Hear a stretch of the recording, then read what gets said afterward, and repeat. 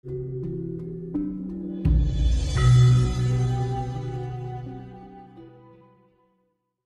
kan pernah kemarin tak ceritakan mas, zaman kerajaan kita itu dari Tarumanegara, Sriwijaya, Kediri, Singosari, Majapahit sampai Mataram. Itu tahun berapa dari Tarumanegara, dari Aji Soko ya kan, sampai berdirinya yang di Mataram kuno yaitu Borobudur dari Raja Wangsa Sailendra ya kan?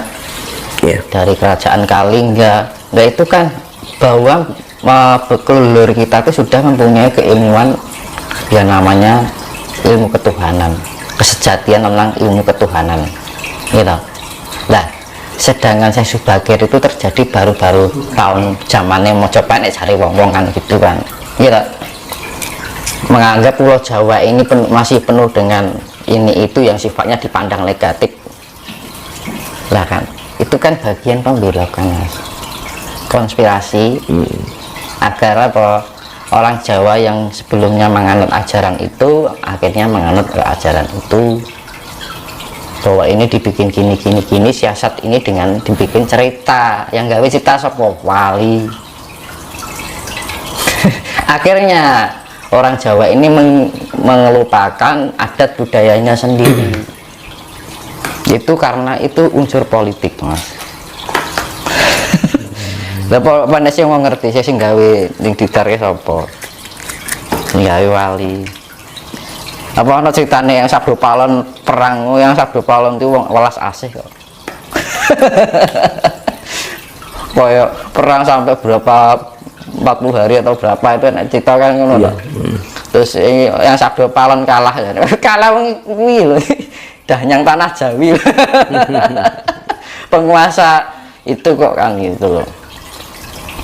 Itu kan suatu konspirasi atau unsur politik ya, agar apa orang Jawa meninggalkan budayanya sendiri ya toh mas.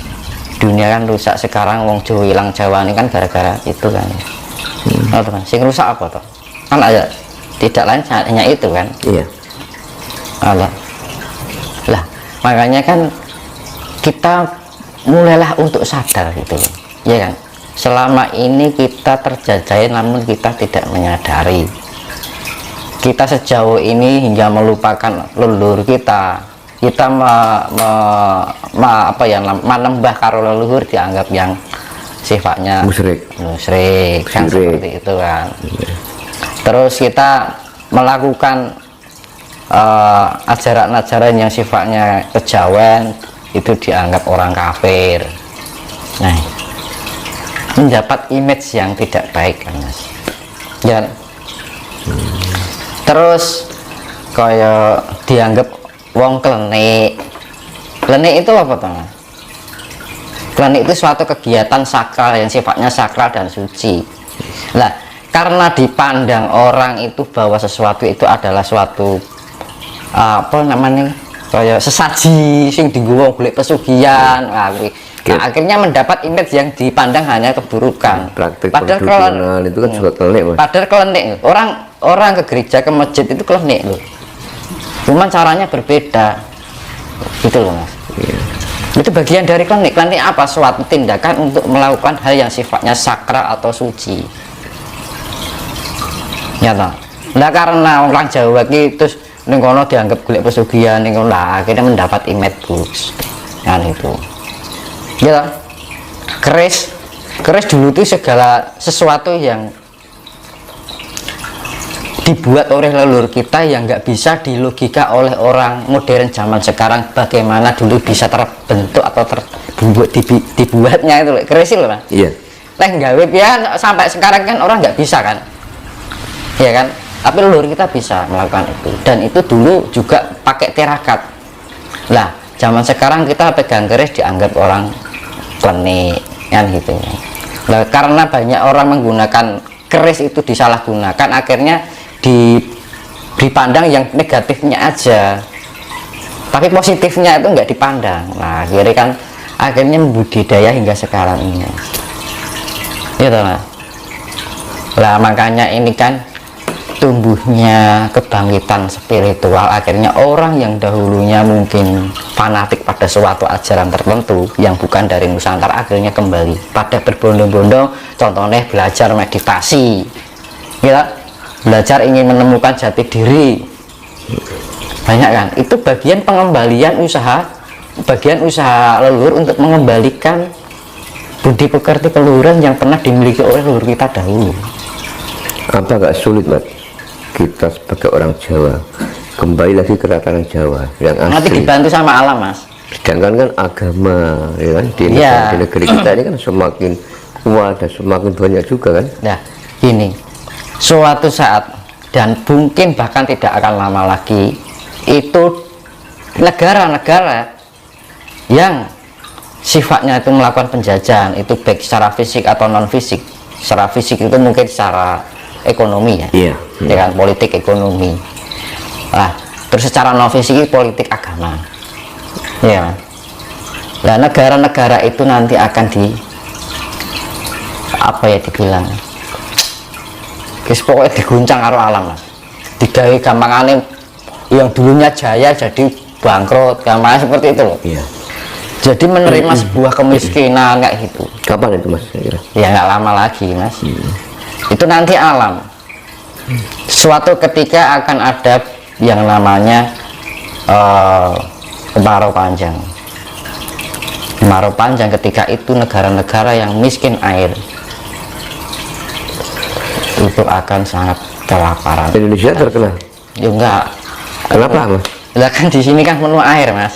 Kan banyak tanaman. Loh, negara yang paling banyak mata airnya itu di Pulau Jawa loh. Pulau Jawa itu airnya melimpah. Nah, enaknya hidup di daerah yang banyak di dalam buminya itu terdapat unsur yang namanya lava, itu jalur lava itu memang begitu. Akhirnya kan banyak tumbuhan lah di situ karena terjadi humus, terjadi pelapukan, pertumbuhan, kesuburan untuk pertumbuhan itu kan akhirnya kan banyak pertumbuhan di situ, kayak pohon-pohon kan gitu kan. Makanya manusianya juga padat kan gitu kan, Pulau Jawa ini. Gitu. Dan itu kan juga akan menghasilkan banyak kandungan air. Nah makanya kan daerah-daerah yang mungkin miskin dengan air itu yang sangat nanti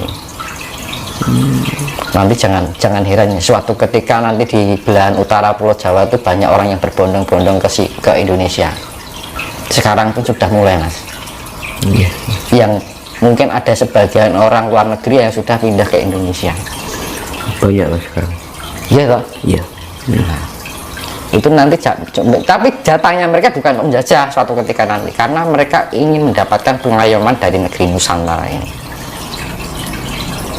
Makanya dibilang suatu ketika Indonesia ini akan menjadi mercusuar dunia karena kaya sendiri, masih dibangun oleh para wiji-wiji pinileh yang generasi Mojopahit kedua ini. Itu sudah pada nongol, Mas.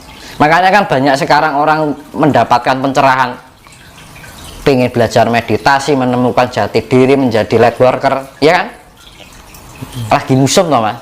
Nah, mulai terbangkitkan. Nah, itu bagian dari zaman leluhur.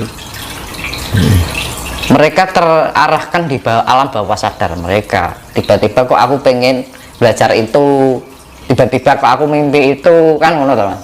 Oh, aku mendapat petunjuk ini, tiba-tiba yang awalnya aku dulu fanatik ke ajaran tertentu kok jadi sekarang punya pemikiran lebih universal. Nah, itu secara alam bawah sadarnya ada inkarnasi dari jiwa-jiwa lampau yang masuk ke tubuh wadah baru ini. Mungkinkah nanti ke depan manusia ini akan meninggalkan agama ya? Besok sudah tidak terpacu agama, Mas, tapi yang namanya sifatnya ajaran universal. Makanya kan dibilang sumben Bali ini ajaran Jawa, karena ajaran Jawa itu sifatnya universal, bukan kok mengunggulkan Jawa ini harus begitu, kan enggak kan, karena memang dasarnya orang Jawa termasuk Hindu Buddha itu kan orangnya fleksibel, sifatnya universal, tidak mensekat-sekatkan sesuatu harus ada dengan larangan ini larangan itu kan gitu, sifatnya itu lebih universal. memberikan kebebasan orang bagaimana seseorang itu bisa melakukan pendekatan dengan Tuhannya gitu. Zaman sekarang kan misalkan ini ya, unsur agama ini Mas, atau ajaran tertentu itu, ketika kita masuk agama ini, kita mempelajari agama itu dianggap suatu kesalahan kan. Nah kan sama aja itu kan ajaran yang mempersempit kehidupan dunia ini, lingkup dunia ini, padahal dunia ini kan besar sekali. Bayangkan bumi ini mikronya dari alam semesta,